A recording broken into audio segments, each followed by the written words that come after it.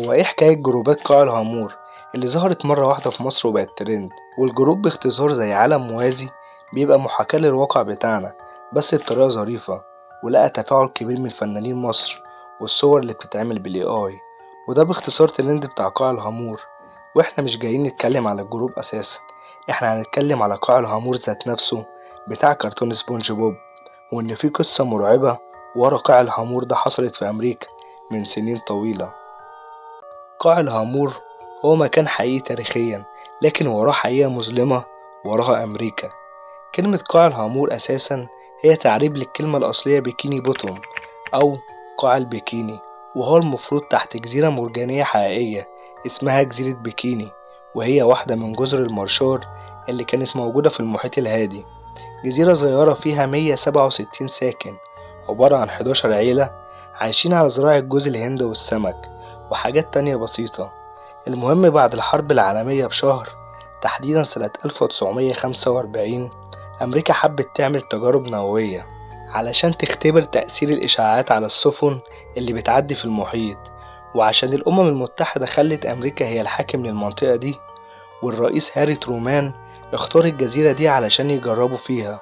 وراحوا اجتمعوا بسكان الجزيرة وبالملك بتاع الجزيرة واللي اسمه الملك يهوذا، أقنعوهم إن هم يمشوا فترة مؤقتة بهدف الخير للبشرية وإنهاء الحروب العالمية. والسكان وافقوا طالما فيها خير للبشرية. لموهم ونقلوهم لجزيرة بعيدة اسمها رونج ليك، واللي تعتبر سدس مساحة جزيرتهم. كانت الجزيرة مفيهاش لا أكل ولا مية، ومسكونة بالعفاريت على حسب معتقداتهم هناك. وحطوا معاهم شوية أكل وشرب يكفوهم كام يوم ومشوا، وأخدوا الجزيرة وحطوا فيها 5400 فار ومعزة وخنزير وسنجاب، وكل ده للتجربة، ومئات السفن والطيارات وأجهزة التسجيل. وبدأوا يجربوا 23 تفجير على الجزيرة وفي البحر والشعب المرجانية على مدار 10 سنين، وتحولت لمكان مستحيل الرجوع ليه لأنه بقى ملوث إشعاعيا. طب والسكان اللي نقلوهم لجزيرة فاضية بدأوا يجوعوا ويضعفوا، ولما الحال اتدحضر بيهم حبوا ينقلوهم لجزيرة تانية أحسن اسمها أوجي لانج. لكن بعد ما عشموهم وبنوا مساكن ومزارع وكده، قررت أمريكا تجرب التفجير في جزيرة تانية اسمها أنيوتاك، وتنقل سكان الجزيرة اللي هيجربوا فيها لجزيرة أوجي لانج دي. طب والسكان اللي اتعشموا وبنوا المساكن؟ لأ، خليكم انتوا شوية. وعلى مدار سنين بدأوا ينقلوا من جزيرة لجزيرة، آخرهم جزيرة اسمها كيلي. وحاولت أمريكا تنقل شحنة جوز هند للسكان، لكن السفينة جنحت بسبب الشعب المرجانية، واضطروا يعملوا إسقاط جوي لحصص الغدا بعد ما كانوا بيزرعوا وعايشين مكرمين في أرضهم في الوقت ده. أمريكا كانت بتجرب الهيدروجينية خوفا من إن السوفييت يكونوا سبقوهم في الوصول ليها، وعملوا التجربة اللي كانت أقوى واحدة في المجموعة كلها والأقوى في التاريخ، واللي كانت اسمها التجربة قصر برافو، واللي الرياح هتنقل الإشعاع للجزر المأهولة سنة 1954. جزيرة اسمها رونج لاب شافوا شمسين بيشرقوا، الحقيقة والتجربة، ومية الشرب اتحولت للون الأصفر، وكل عيال الجزيرة شعرهم وقع وبدأوا يقعوا واحد ورا التاني، ومحدش حذرهم ينقلوا حتى.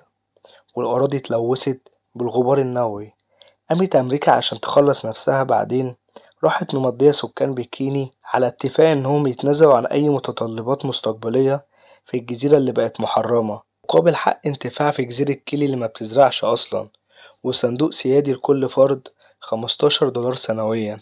والسكان مضت من غير علم، وعاشوا للستينات في الجزيرة دي معتمدين على استيراد الرز من أمريكا، لحد ما سنة 1967 الحكومة الأمريكية عملت دراسة بتقول إن السكان ممكن يرجعوا جزيرة بيكيني تاني ويعتمدوا على الآبار في الشرب.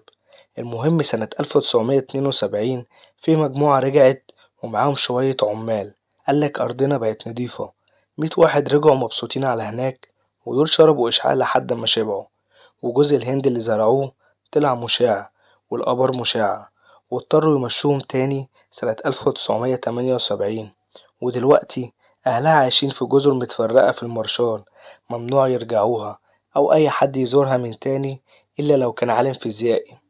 أما بقى قاع البكيني أو قاع الهامور، فالنظرية بتقول إن المسلسل قائم على فكرة إن هما عبارة عن طفرات جينية بسبب التجارب دي، إنهم بيتكلموا وبيمشوا زي البشر، وده السبب. حتى السنجاب ساندي هي كانت كمان جزء من التجربة، منطقية برضه. أنا كده وصلت لآخر الفيديو، لو عجبك دوس لايك وما تنساش تشترك في القناة وتفعل الجرس علشان يجيلك كل جديد. سلام.